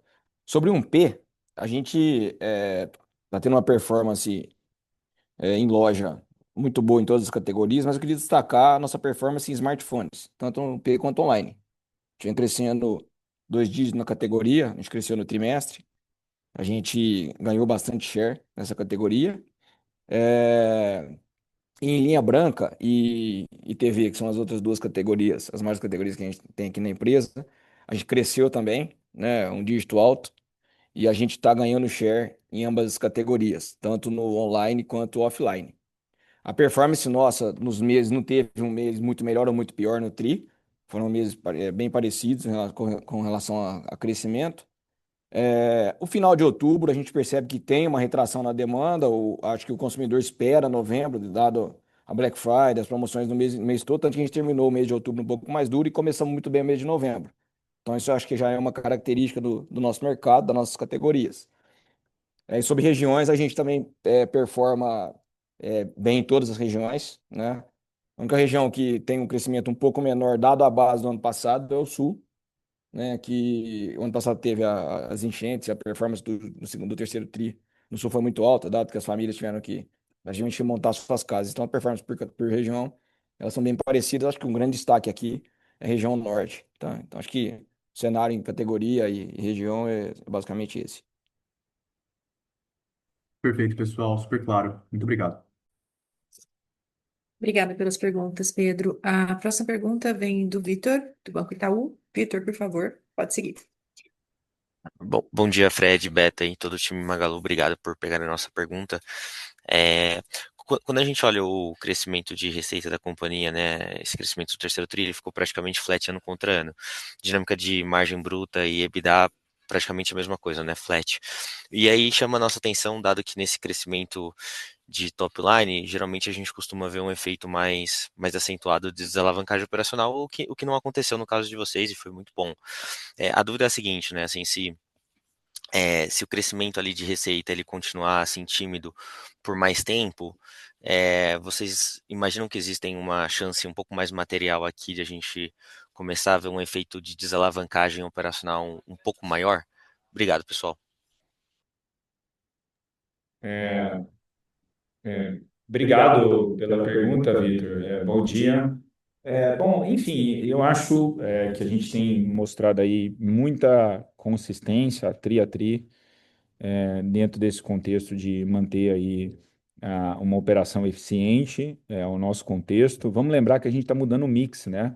A gente está mudando o mix, por exemplo, no 3P de envio parceiro para fulfillment, né, que tem uma dinâmica muito mais positiva, menos subsidiada de resultado, né? A gente tem um controle muito forte aqui de despesas, né? Todas elas, né? Aluguel, custos em geral, folha de pagamentos, né? Então a empresa é muito disciplinada no sentido da sua eficiência operacional, e a gente tem conseguido aí, nesse momento de crescimento pequeno de receita líquida, compensar isso com bastante eficiência, com mix, né, de vendas melhor, mix de um P melhor, mix de loja melhor, mix de 3P melhor. Isso tudo, de novo, a gente gerencia a companhia é, como margem de contribuição. Então, praticamente todos os getores aqui, seja do marketplace de loja física, eles não gerenciam com lucro bruto, eles gerenciam com margem de contribuição, pagando todas as despesas variáveis, marketing, antecipação de recebíveis, se faz em 10 vezes sem juros.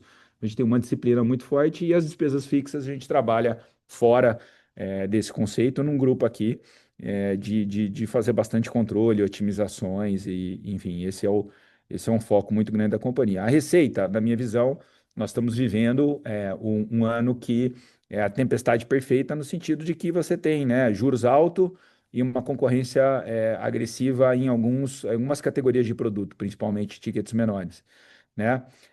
E o juros alto impacta as categorias de ticket maior do ponto de vista do setor, como eu falei para vocês, que ele acaba, né, obviamente, impedindo que a gente faça aquelas promoções muito agressivas que a gente faz quando os juros baixos, a gente consegue fazer elas e ainda assim dar mais de contribuição positiva. Eu vejo para o ano que vem, retomando o que eu falei na pergunta anterior, que a gente tenha uma dinâmica mais favorável, muito provavelmente a Selic caindo e a gente podendo ser mais agressivo, nas categorias que a gente tem um peso grande aí no GMV, e também o fato de que tem ano de Copa, sempre muito bom para a dinâmica do nosso setor também, acaba beneficiando várias categorias, não só, porque traz fluxo tanto no online quanto em loja para outras categorias também. Então, eu vejo que essa dinâmica de receita é temporária, ela não é estrutural. Ela é uma decisão tática do ano, que tem sido comunicada há muito tempo, mas não é uma questão de decisão, nós não vamos crescer mais no futuro, pelo contrário. A gente só quer estar crescendo em cima de uma base de margem de contribuição positiva, e quando o contexto nos propiciar isso, eu acho que o ano que vem temos chances de que esse contexto seja favorável, a gente vai voltar a estar crescendo a receita também. Mas se não crescer, lição de casa de novo, vamos rever despesa, vamos baixar custo. Custo sempre dá para baixar mais. Uma empresa disciplinada e que tenha, enfim, a equipe comprometida sempre consegue entregar coisas bem significativas em gestão de custo. Obrigado, Fred. Obrigada pela pergunta, Vitor. A nossa próxima pergunta vem do HSBC, da analista Daniela. Daniela, por favor, pode seguir. Bom dia a todos. Queria parabenizar primeiro o Fred pela sua primeira maratona e pelos 25 anos aí na companhia. E, bom, a primeira pergunta, queria entender, Fred, não sei se é o Fred ou o Jorge aí, sobre o Magalu Pay, quando que ele exatamente vai estar em plena operação e quais efetivamente, tipo assim, vocês conseguem passar para a gente algum ganho, alguma estimativa de qual que vai ser, sei lá, a economia de despesas de custos financeiros ou talvez também o Beto pode colaborar com comentários tipo de como que vai funcionar a estrutura ou a dinâmica entre, sei lá, captações futuras e todas, enfim, eu sei que por passar dentro de casa, os pagamentos e vários outros serviços vai ser bastante positivo, mas conseguem passar para a gente uma ideia de qual que é a magnitude dessa redução aí possível de despesas financeiras? Essa é a primeira pergunta.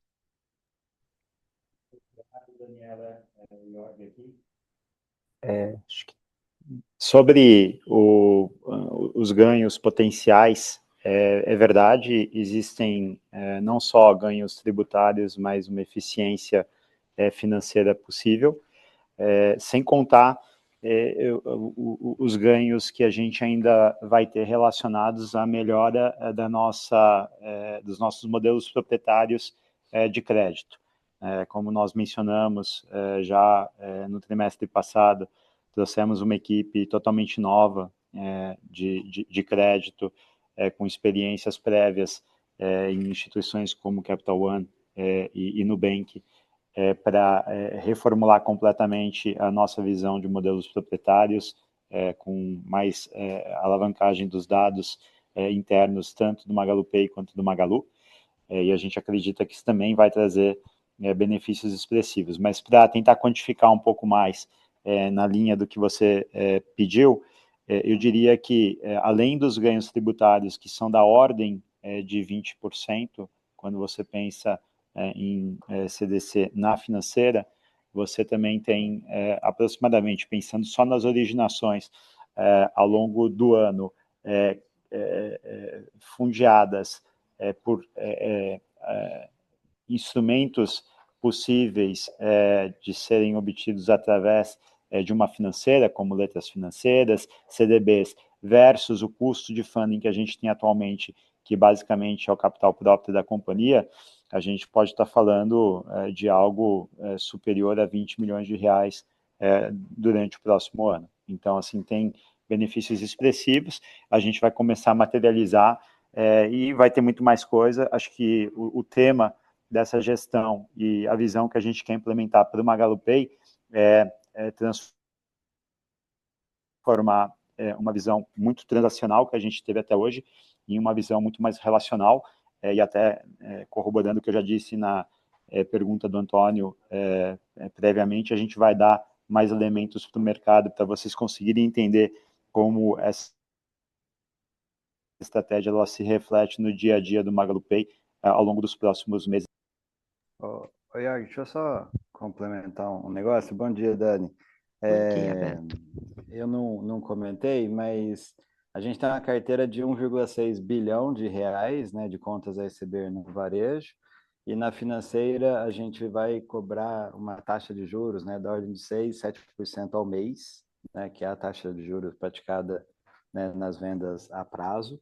Então, por aí dá para estimar, a gente não divulga, mas dá para estimar a receita, né, de juros potencial dessa financeira em running rate, né? Naturalmente, essa carteira vai ser formada ao longo do ano que vem, né, progressivamente, mas como é um prazo médio em torno de 12, 13 meses, praticamente ao longo do ano que vem toda essa carteira vai ser formada, e aí em running rate a gente tem uma receita de juros, né, bastante expressiva e com uma eficiência, né, fiscal bastante expressiva também, conforme o Iorg comentou.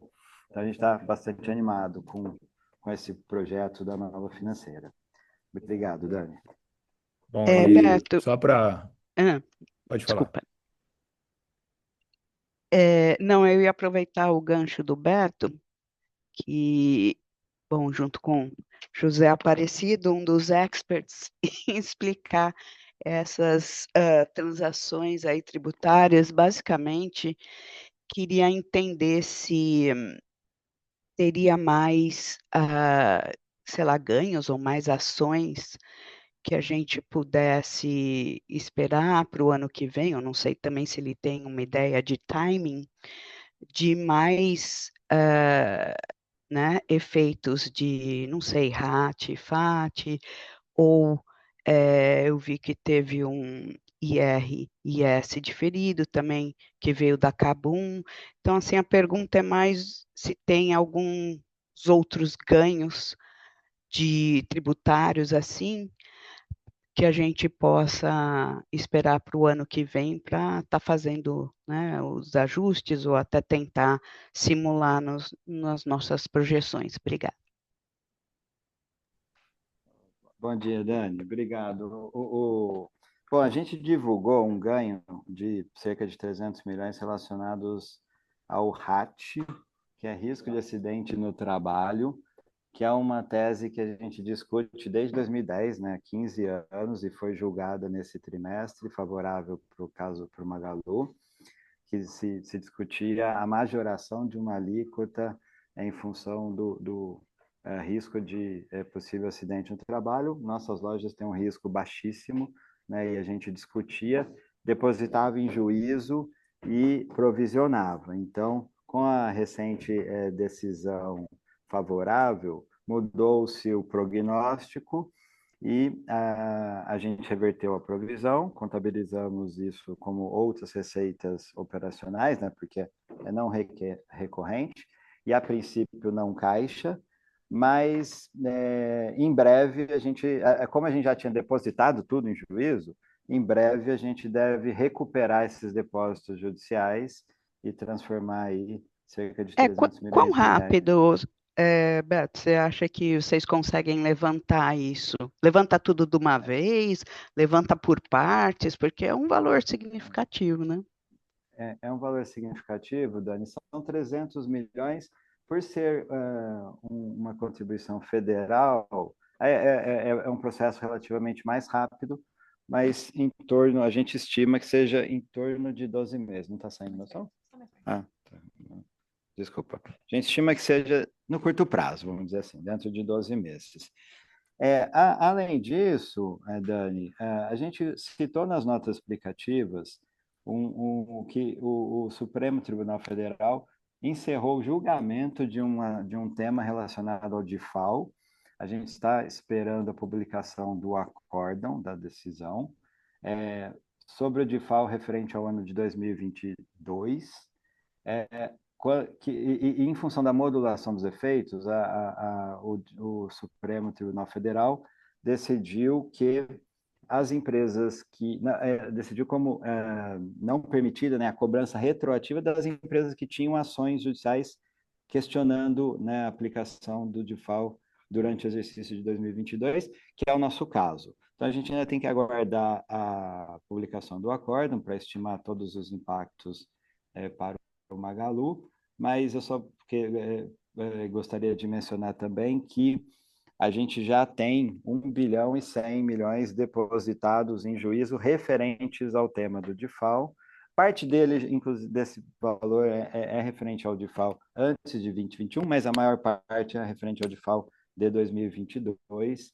Então, a gente está aguardando a publicação do acórdão para estimar, de fato, todos os impactos e esperamos, né, nos próximos trimestres, né, aqui o DIFAL é uma questão sobre o ICMS, ela é estadual, então o processo de recuperação dos depósitos judiciais é um pouco mais, vamos dizer, disperso e moroso, mas a gente tem uma expectativa, assim, de que no intervalo de 1 a 2 anos a gente possa reaver também todos os valores que a gente já depositou em juízo referente a esse tema. Então, acho que esses dois temas são os principais relacionados, né, ao José Aparecido, né, relacionados aos nossos aspectos tributários. Obrigado, Dani. Obrigada, pessoal. Dani, obrigada pelas perguntas. A nossa próxima pergunta vem do Andrew, do Morgan Stanley. A pergunta será feita em inglês com a resposta em português. Andrew, por favor, pode seguir.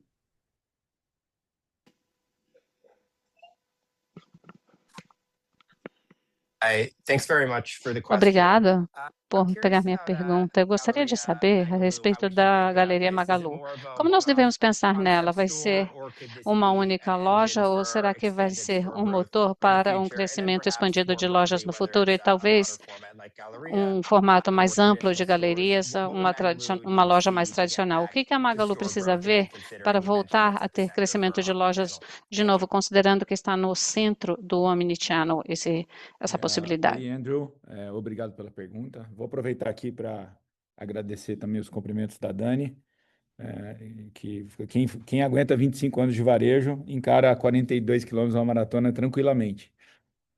Sobre a sua pergunta da galeria, o que eu queria aproveitar era para reforçar, assim, a ideia, Andrew, obviamente, a gente está com uma enorme expectativa no sucesso de público e econômico da loja, tá? Eu diria que é uma redefinição do conceito de loja de departamento, que no Brasil praticamente não existe loja de departamento, né? As grandes lojas de departamento ficaram lá na década de 80, Mapping, Mesbla, etc. E acho que a galeria a gente tem uma possibilidade, num contexto muito mais atualizado, digital, multicanal, e com essa pegada muito forte de ter a conexão da loja com as redes sociais, através do Teatro YouTube e das unidades lá dentro também.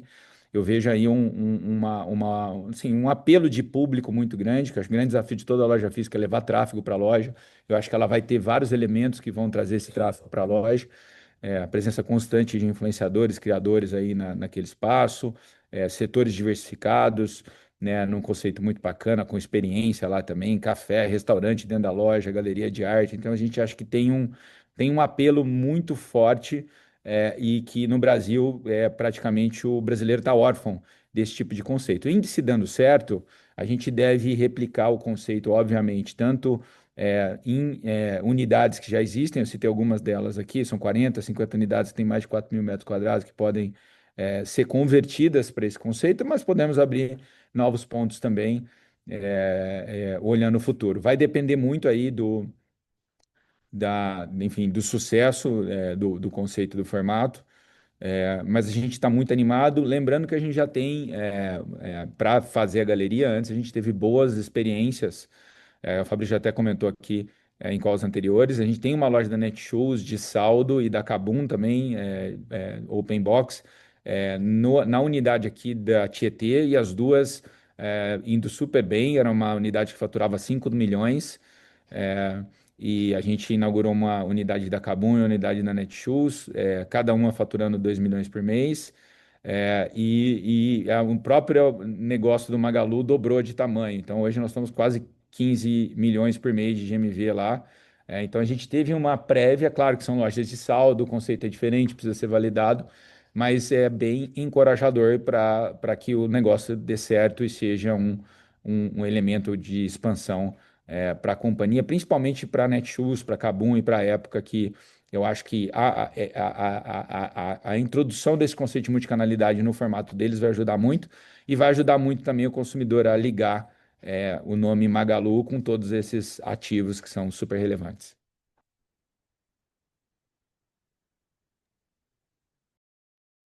Obrigada pela pergunta, Andrew. Great, Fred. Thank you. Thank you. A próxima pergunta vem do Gustavo Fratini, do Bank of America. Gustavo, por favor, pode seguir.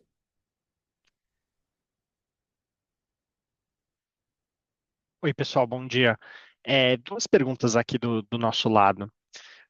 Sem, obviamente, mencionar nada de competição, mas como que vocês estão pensando sobre potencialmente fazer novas parcerias para, enfim, vender os produtos de vocês, seja 3P, seja 1P, em outras plataformas, né? Ou principalmente 1P. E eu também reparei que não teve nenhum comentário sobre qualquer KPI ou algum update de como está a parceria de vocês com a AliExpress. Se vocês pudessem também dar um pouco mais de cor, por favor. Obrigado. Bom dia. Muito obrigado pela pergunta, Gustavo. Bom, sobre a nossa concepção de parceria, ela tem que sempre ser, tem que sempre ter reciprocidade. Então, se a gente coloca o nosso 1P numa plataforma terceira, em contrapartida, essa plataforma terceira tem que colocar catálogo no Magalu. Nunca é um lado só, tá? E foi assim que a gente fez com o AliExpress no ano passado. A gente fez uma parceria no qual a gente listou nosso 1P lá, mas eles também colocaram todos os itens de cross-border aqui dentro do Magalu. E é uma parceria, né, que, enfim, tem um benefício mútuo, né? É uma parceria que tem muito equilíbrio dentro nesse negócio. Então, sempre que houver essa troca, existe a possibilidade de uma discussão de parceria. Só a gente listar um P numa plataforma terceira, isso hoje a gente ainda prefere não ter, porque se você lista o teu 1P na plataforma terceira, você praticamente perde o cliente. Você tem a venda, mas você perde o relacionamento com o cliente. Se não vier do outro lado algo que te dá a possibilidade de ganhar novos clientes também, você vai, ao longo do tempo, perder a tua base líquida de clientes. Então, é isso que o AliExpress dá. Então, nesse contexto, está bem equilibrado, assim, o tanto de clientes que eles trazem para nós é bem equivalente ao tanto de clientes que a gente leva para eles. É claro que o nosso GMV, pelo ticket ser muito maior, é muito mais relevante lá, mas eu diria que a gente está, em linhas gerais, em linha com aquilo que a gente tinha previsto, é uma parceria saudável, e tem aí a possibilidade que a gente está contando com ela no curtíssimo prazo, que é deles também, fora o que vendem aqui, operar com a Magalog. Então, o AliExpress Brasil usar a Magalog, a gente está já em fase de homologação, discussão final de contratos. Eu vejo que é uma coisa para evoluir e seria uma evolução muito positiva da parceria agora para provavelmente aí já para o quarto trimestre, para o começo do ano que vem. A gente está bem animado com essa possibilidade. Então, nós estamos felizes com a parceria e é assim que a gente buscaria, estaria aberto a outras parcerias, sempre com reciprocidade. Super claro. Obrigado, Fred. Obrigada pela pergunta, Fratini. A próxima pergunta vem do JP Morgan, do Nicolas. Nicolas, por favor, pode seguir. Obrigado, Vanessa. Bom dia, Fred, Beto e aí o time da Magalu. Obrigado pelo tempo por pegar a minha pergunta. A grande parte das minhas foram respondidas, mas eu queria entender um pouquinho de capital de giro, como que vocês veem oportunidades aí para aumentar a eficiência, talvez, no estoque, como que vocês estão enxergando o capital de giro agora para o quarto tri para 2026. Qualquer cor seria muito, muito útil. Obrigado.